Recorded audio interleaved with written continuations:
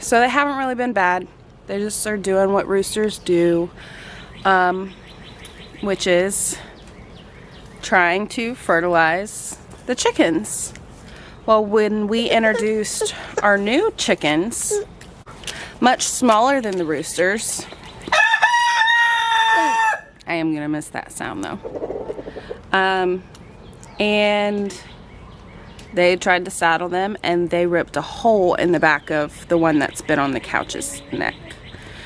So she's been inside. We've been tending to her, putting Vaseline on her neck, and just healing her back to health until we can stick her back in the coop with the other chicks.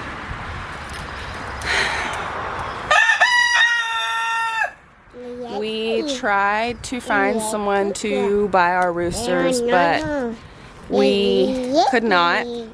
So today is their last day with us. But I'm going to kind of show you how we separated them from the other chicks. And it's been about a week now since we've done that. It all happened on a Monday at like 8 o'clock at night. So we had one dog crate that we have for our dogs. And then we quickly built this makeshift pen for now. We had them up on the trailer here with all of our leaves. We had wood underneath so they wouldn't, you know, get their feet caught. So this is the hurt chicken, and clearly she's dumped all her water out and made a mess. And ripped her neck open a little bit. I'll post some pictures. But that's why she's inside, and we separated our roosters.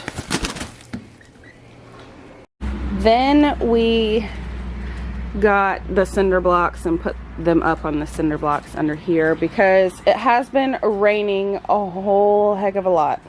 So we needed to find a way to keep them up off the ground because it was puddling up and their feet were getting wet.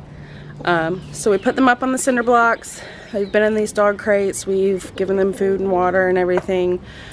Have not given them any food or water today since it is processing day.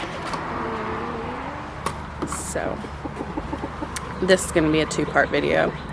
One part to show you how we separated them, and we did put extra plywood and the extra dog crate gate or bottom here to separate them so they wouldn't fight in between the cages. But I am gonna miss hearing the rooster sounds, but I guess it's a good thing our neighbor has roosters so I can still hear it from over there. But our hens will be safe and won't have their feathers plugged out or holes ripped in the back of their necks anymore. So let's say goodbye to our roosters. You're a pretty guy when nobody wanted you, and it's not fair for you to live like this, separated. So you've lived a good life.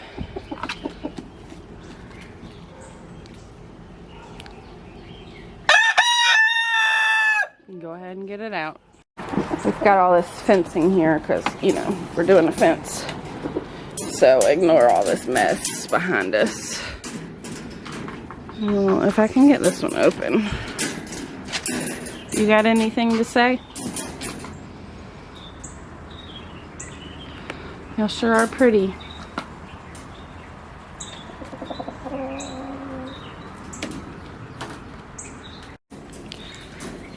So, like we've said in the past, we're not trying to raise any chicks. We're just strictly using our chickens for our eggs. We will eventually get meat chickens that their sole purpose will be to supply our family with meat. And yeah, baby, you lost your boot? We'll put it back on. It's okay. But with that being said, we feel it's best that this happens. And we've got a little bit of help coming since this is our first time processing chickens. We have got Jason and maybe Josh, if we're lucky, from Goat Daddy's farm here in, I think they're technically in Elgin. So just a little ways down the road from us. Another local farm. Y'all should check them out as well. They're really awesome and one of our inspirations.